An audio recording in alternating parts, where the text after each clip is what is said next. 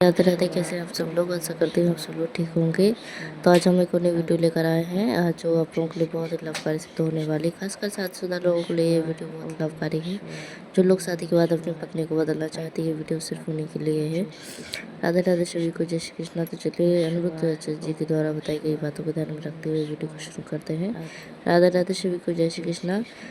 अगर वीडियो पसंद आए तो प्लीज़ लाइक से सब्सक्राइब कीजिएगा और बेल आइकन को जरूर प्रेस कीजिएगा ताकि मैं जो भी नई वीडियो डालूँ आपके यहाँ नोटिफिकेशन पहुँच जाए। तो चलिए वीडियो को शुरू करते हैं।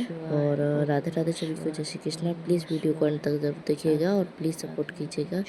राधे राधे, जय श्री कृष्णा। तो चलिए वीडियो को शुरू करते हैं। मन से किसी के बारे में गलत ना सोचो, क्योंकि आप कई बार करते नहीं है गलत, पर सोच लेते हैं यार उसका ऐसा हो जाए, उसका वैसा हो जाए। किया नहीं लेकिन सोचा, तो वो भी तो पाप है ना। आपने सोचा क्यों? जैसे मैया एक बात बताना, जैसे आपका ब्याह हो गया और कोई दूसरा पुरुष नजर आया बड़ा सुंदर, आपको लगा काश ये आदमी हमारा पति होता, इससे काहे जल्दी कर लिया ब्याह, थोड़ा रुक जाते तो ये वाला मिल जाता। अच्छा बताओ, यदि ऐसा विचार आ जाए आपके अंदर कि ये वाला क्यों नहीं, तो ये आपने किया कुछ नहीं, उस आदमी को छुआ नहीं ना, उस आदमी के पास आप गई, लेकिन सोच लिया कि ये पति नहीं, काश ये मेरा पति होता तो कितना अच्छा होता। आपने पराये मर्द के बारे में केवल सोचा, तो बताओ सोचा ना तो ये पाप किया कि पुण्य किया? वो पुरुष लोग सोचें कि यार थोड़ा और रुक जाता तो ये वाली दुल्हन मिल जाती, ये लड़की मिल जाती। आपने किया कुछ नहीं, लेकिन पराई स्त्री के बारे में सोचा, तो बताओ ये पाप किया कि पुण्य किया? हाँ, आपने किया नहीं, केवल अच्छा आपने सोचा कि पड़ोसी के घर में ये हो जाए, आग लग जाए, नुकसान हो जाए। किया कुछ नहीं, हुआ नहीं, लेकिन सोच लिया। किसी के लिए आपने गलत सोचा कि उसका नुकसान हो जाए, उसके घर में ऐसा हो जाए। किया नहीं पर सोचा, तो सोचने से पुण्य मिला कि पाप मिला? इसी को कहते हैं मानसिक पाप। कौन सा पाप? मनसा। कौन सा? हाँ, किसी के बारे में मन से भी गलत ना सोचो, बचो। यदि सोचा भी है तो वो भी पाप है। इसे कहते हैं मनसा। कौन सा? मनसा पाप। अच्छा, मनसा पुण्य भी होता है। मनसा पुण्य कैसा होता है? जैसे आपने मन से सोचा कि मैं प्रयागराज जाऊं, मैं प्रयागराज जी जाकर के वहां स्नान करूं। आप सोच रहे हैं कि काश मैं भी जाता प्रयागराज, गंगा नहाता, संगम नहाती, दर्शन करती, कथा सुनता। आप आ ना सके पर सोचा, तो सुनो, भले आप नहीं आ सके पर सोच लिया तो आपको पुण्य पूरा प्राप्त होगा। यह है मनसा। मनसा पाप भी होता है और मनसा पुण्य भी होता है। बात सही है कि गलत है? जैसे आपने मन से सोचा कि काश हमारे पास पैसा होता तो हम भी अपनी तरफ से प्रयागराज जी में जो गौरी गोपाल का अन्न क्षेत्र लगा है, हम भी अपनी ओर से थोड़ा अन्नदान करते। आपने किया नहीं, केवल सोचा। तो सोचा ना तो आपको अन्नदान करने का पुण्य मिलेगा, क्योंकि सोचा ना। इसी को कहते हैं मनसा। दूसरा है वाचा। दूसरा क्या है? वाचा मतलब वाणी। जैसे आपने किसी को गलत कह दिया, जैसे आपने कुछ हमें कह दिया या हमने आपको कुछ कह दिया, हमें पता नहीं है कि हमने आपको क्या कहा, लेकिन आपने उस बात का बुरा मान लिया। क्या मान लिया? जैसे हमने आपको कुछ कहा, हमने गलत भाव से नहीं कहा था कुछ आपको, लेकिन आपको वो बात हमारी बुरी लग गई, तो ये वाचा पाप हो गया ना, कि हमारे द्वारा आपका दिल दुख गया। ये वाणी से पाप है। इसलिए वाणी से भी शब्द संभाल के बोलिए, शब्द के हाथ न पाओ। एक शब्द औषधि करे, एक शब्द करे घाव। कभी भी ऐसे शब्द नहीं बोलना चाहिए जो शब्द हमारे हृदय को विदीर्ण कर दे, जो घायल कर दे। ऐसा कोई पाप नहीं करना चाहिए वाणी से।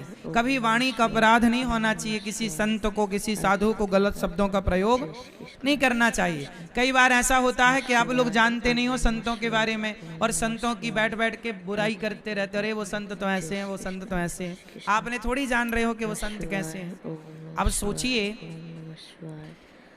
कि इतने बड़े कुंभ में करोड़ों लोगों की अन्न सेवा चल रही है, निवास की सेवा चल रही है। अब बताइए, संत लोग नाम भी जप रहे हैं और आप सबकी सेवा भी कर रहे हैं। संत लोगों के द्वारा गौ सेवाएं चल रही हैं। अब बताओ, ये संत पुण्यात्मा है कि पापात्मा है? हाँ, और संत देखो, कोई भी कितना भी, आप जिसे पाखंडी कहते, कुछ लोग कह रहे संत तो पाखंडी, चलो थोड़ी देर के लिए मान भी लो। आप यदि किसी को पाखंडी भी कह रहे हैं तो वो पाखंडी आप कह रहे हैं, आपके पास क्या प्रमाण है कि वो पाखंडी है? वो नाम जप कर रहा है, भगवान के भरोसे है। कई बार आप सुना सुनी बातों में विश्वास कर लेते हैं और सुन सुन के सब कह रहे हैं तो आपने भी कहना शुरू कर दिया। भेड़ चाल कभी नहीं चलना चाहिए, वाणी का पाप कभी नहीं होना चाहिए। भागवत जी में एक प्रसंग आता है कि अम्बरीश नाम के एक राजा थे, वो एकादशी का व्रत करते थे। एक दिन क्या हुआ कि अम्बरीश जी के यहाँ दुर्वासा जी आए। कौन आए? दुर्वासा जी आए, और दुर्वासा जी आने में जरा लेट हो गए। वो द्वादशी को व्रत का पारण करने वाले थे। दुर्वासा जी आए तो कहने लगे कि अम्बरीश जी ने कहा कि महाराज आप भी थोड़ा खा लो। बोले मैं नहा लूं। वो स्नान करने गए तो त्रयोदशी लगने वाली थी और एकादशी का नियम है कि द्वादशी को पारण कर लेना चाहिए। तो अम्बरीश जी ने संतों के आग्रह पर थोड़ा चरणामृत पी लिया। क्या पी लिया?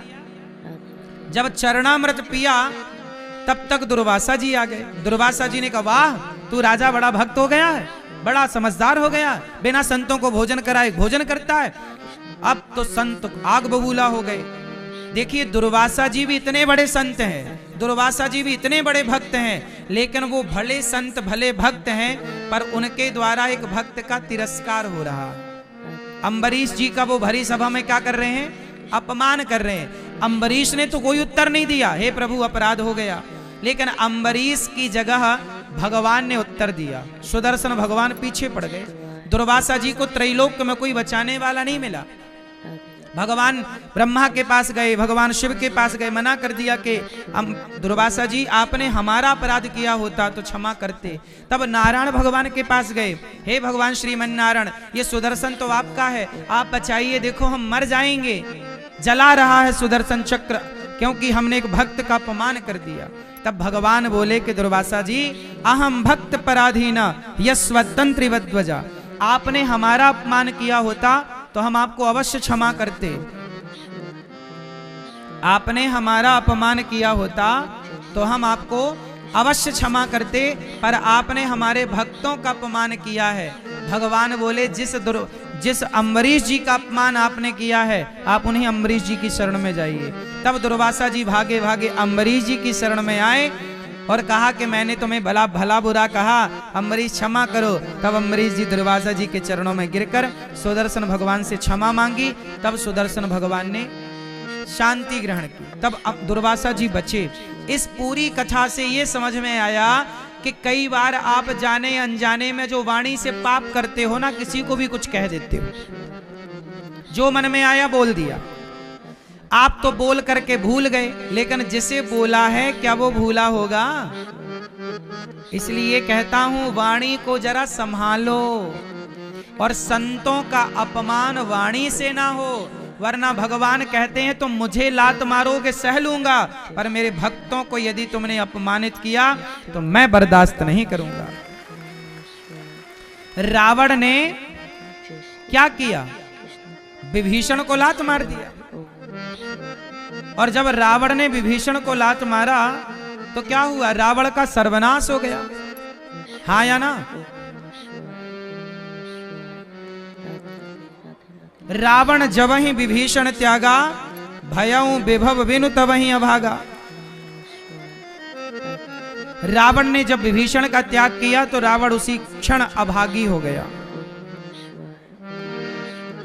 उसी क्षण अभागी हो गया।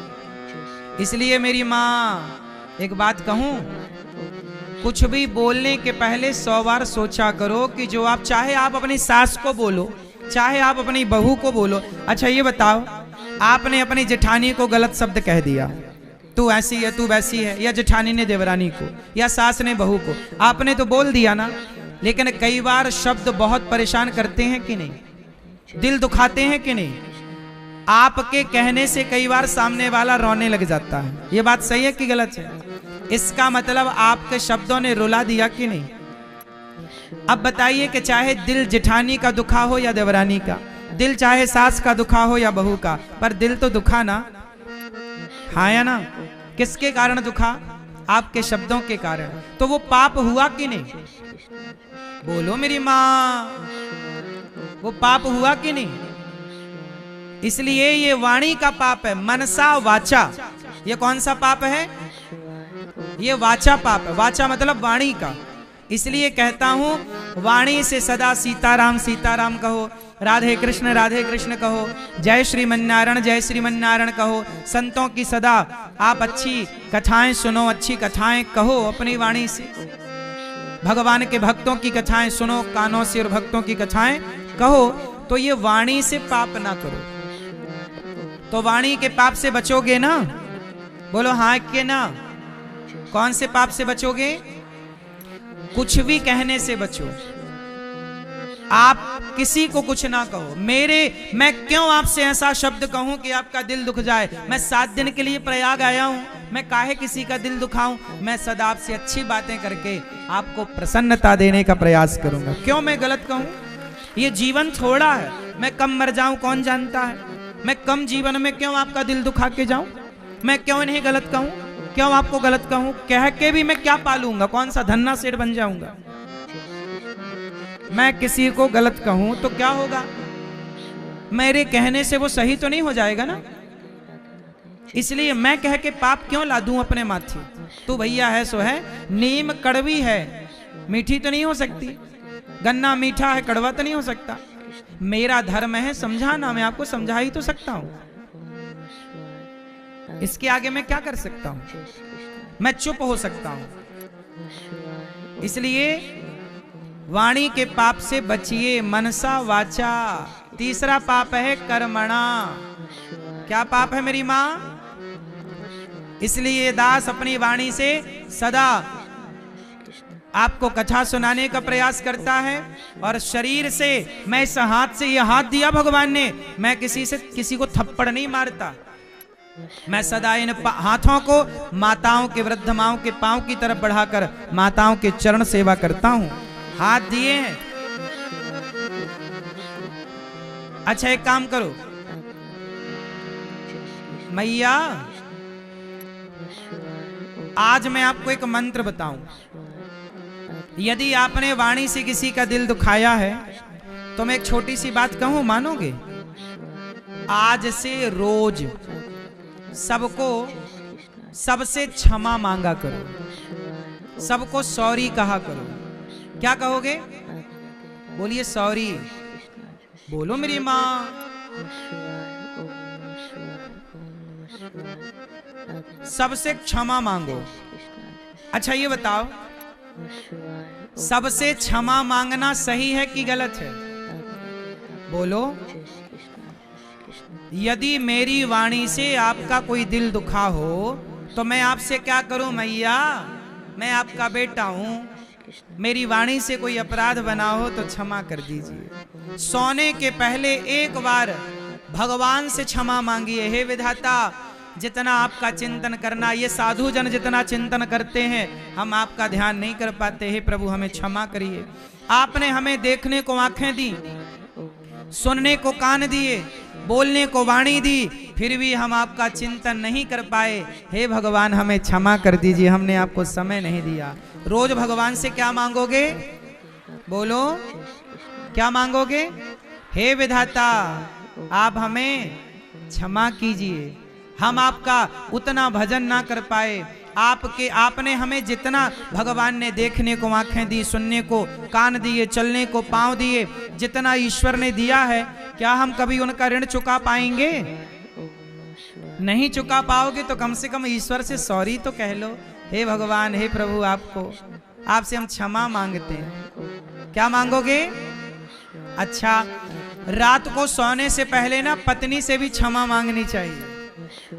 हे अर्धांगिनी, हे देवी जी, हमारी वाणी से। अच्छा, पति लोग ना रोज अपमान करते हैं पत्नियों का, कुछ भी कह देते हैं कि नहीं?